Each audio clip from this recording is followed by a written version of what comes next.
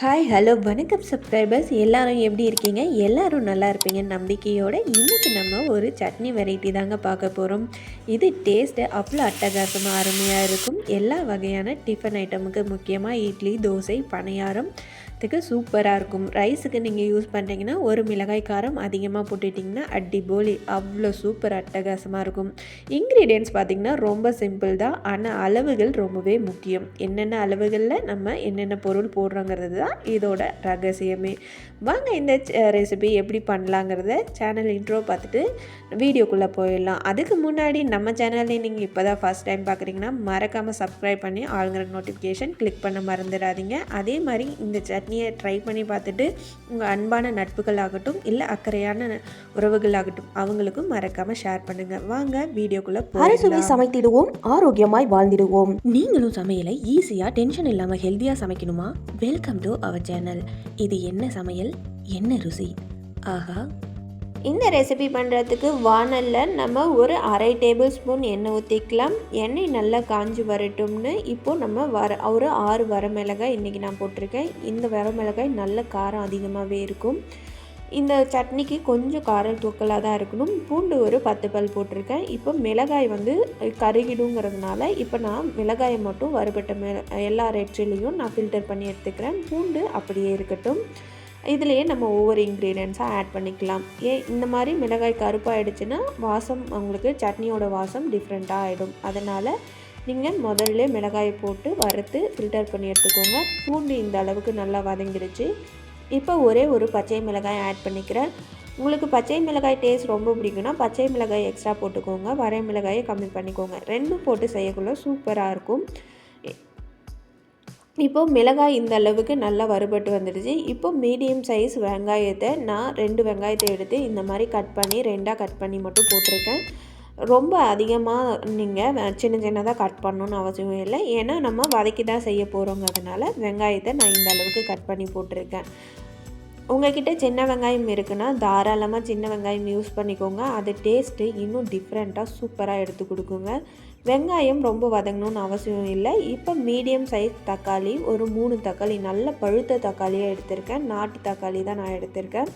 நீங்கள் ஹைப்ரிட் இல்லைன்னா பெங்களூர் தக்காளி யூஸ் பண்ணுறீங்கன்னா இன்னொரு தக்காளி எக்ஸ்ட்ரா ஆட் பண்ணிக்கோங்க.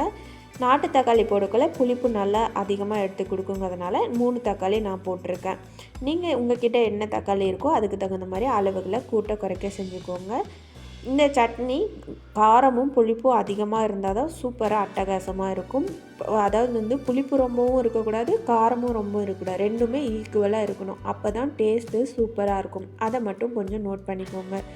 இப்போது நல்ல எண்ணெயிலே இந்த தக்காளி நல்லா வதங்கி வரணும். தோலெல்லாம் நல்லா அந்த உறிஞ்சி வர அளவுக்கு நல்லா வதங்கி வரணும்.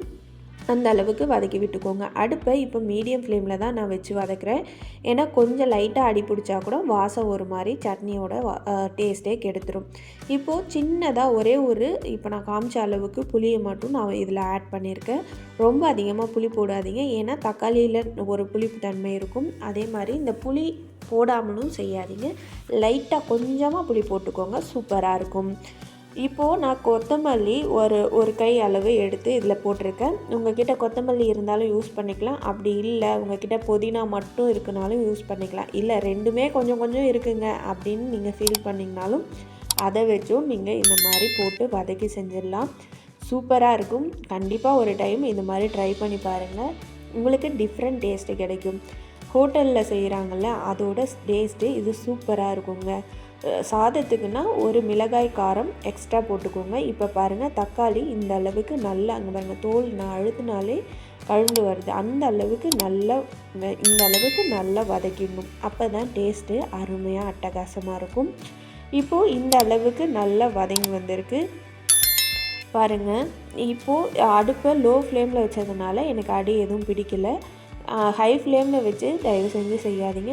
லைட்டாக அடி பிடிச்சா கூட அதோட டேஸ்ட்டு சட்னியோட டேஸ்ட்டு மாறிடும். இப்போ நம்ம ஆல்ரெடி வறுத்து வச்ச மிளகாயும் இப்போ இதிலே போட்டு நல்லா ஒரு நிமிஷத்துக்கு வதக்கி எடுத்துக்கிறேன்.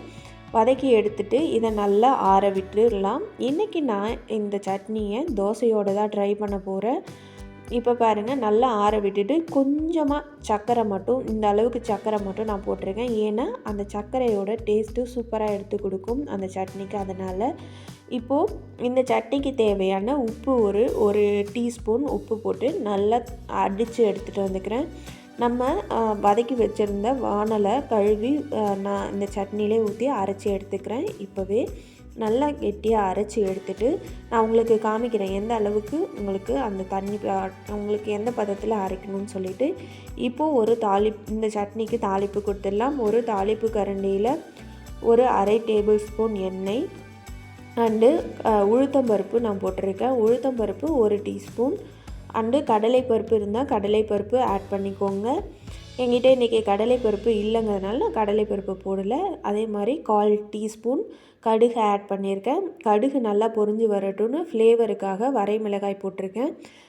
அதே மாதிரி அடுப்பை ஆஃப் பண்ணிவிட்டு இப்போ பெருங்காயம் போட்டிருக்கேன். பெருங்காயம் போட்டு இதெல்லாம் நல்லா பொரிஞ்சு வரட்டும்னு இப்போ நம்ம அரைச்சி வச்சுருக்க சட்னி பாருங்கள் இந்த அளவுக்கு இருக்கணும். ரொம்ப தண்ணியாட்டம் இருக்கக்கூடாது. அதே மாதிரி ரொம்ப கெட்டியாகவும் இருந்தாலும் நல்லா இருக்காது. இந்த அளவுக்கு எடுத்துகிட்டு இப்போ டொன்டடாயின் நம்ம தாளிச்சதை இதில் ஆட் பண்ணிடலாம். சூடாக பாருங்கள் கபகபன்னு நல்லா பாருங்க ஆவி பறக்க நம்ம சட்னி அருமையாக ரெடி ஆகிடுச்சு. நீங்களும் இந்த ரெசிபியை மறக்காமல் ட்ரை பண்ணி பாருங்கள். இட்லி தோசையோட சுட சுட வச்சு சாப்பிட்டிங்கன்னா அவ்வளோ அட்டகாசமாக இருக்கும். மறக்காமல் இந்த அளவுகளில் நீங்களும் ட்ரை பண்ணி பார்த்துட்டு உங்களுக்கு எப்படி டேஸ்ட் வந்ததுன்னு எங்களோட மறக்காமல் ஷேர் பண்ணிக்கோங்க. இந்த சட்னி உங்களுக்கு பிடிச்சிருக்குன்னு நாங்கள் நம்புகிறோம். அப்படி பிடிச்சதுன்னா இந்த வீடியோவுக்கு லைக் பண்ணி ஷேர் பண்ண மறந்துடாதீங்க.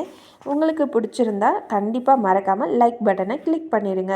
இந்த சட்னி யாருக்கெல்லாம் யூஸ்ஃபுல்லாக இருக்குன்னு நினைக்கிறீங்களோ அவங்களுக்கும் ஷேர் பண்ணி அவங்களையும் என்ஜாய் பண்ண வைங்க. நம்ம சேனலை இன்னும் நீங்கள் சப்ஸ்கிரைப் பண்ணலாம், மறக்காமல் சப்ஸ்கிரைப் பண்ணுங்கள். சப்ஸ்கிரைப் பண்ணி லைக் பண்ணி ஷேர் பண்ண அனைத்து நல்லுள்ளங்களுக்கும் மனப்பூர்வமான நன்றி கூறி இன்னொரு ரெசிபியில் உங்களை வந்து சந்திக்கிறோம். அதுவரை டாட்டா பாய்.